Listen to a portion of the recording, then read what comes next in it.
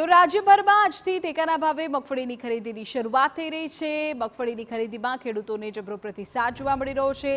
જામનગરની વાત કરીએ તો ત્યાંના હાપા માર્કેટિંગ યાર્ડ બહાર તો ખેડૂતોના વાહનોની લાંબી કતારો લાગી ગઈ છે। લગભગ 3 કિલોમીટર સુધી ખેડૂતોના વાહનોની કતારો છે। હાપા માર્કેટ યાર્ડમાં લાભ પાંચમે હરાજી શરૂ થઈ હતી, પરંતુ જણસીની મબલખ આવક થતાં હરાજી સ્થગિત કરવાની ફરજ પડી હતી।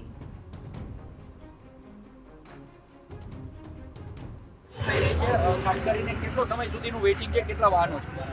હું ખડખંભાળિયાથી આવ્યો છું। 191 ગુણી મારી ટ્રકમાં ભરેલી છે।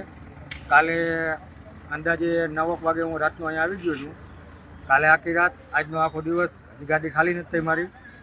હવે બને એટલું યાર્ડના સત્તાધીશો અને ઉતાવળ કરી અને ગાડી વાહન અમારા ખાલી કરાવે તો અમે પાછા બીજું ભરી શકીએ માલ।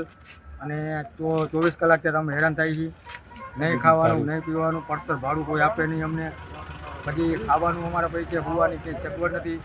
તો એવી અમારી રજૂઆત છે કે ટાણા વહેલા ખાલી થાય વાહન તો અમે તાત્કાલિક પાછું બીજું વાહન ભરી શકીએ।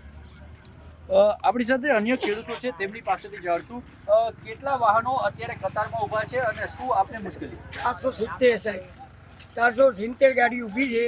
હવે કેટલા વાગે ચાલુ કરવાના એ ખબર નથી। અમે આ માલ ભરીએ છીએ, આ માલ વેચાય કેદી અમારો માલ વેચે તેથી અમે ચણા કે ખાતર લઈ શકીએ, એની વ્યવસ્થા કરો। જલ્દી ખાલી થઈ જાય એટલી મહેરબાની તમારી।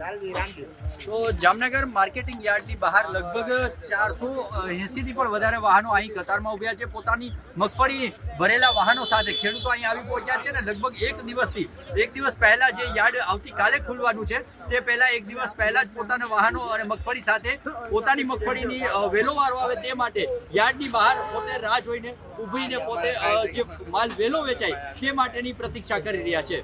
દિવેશ વૈલા, TV9 જામનગર।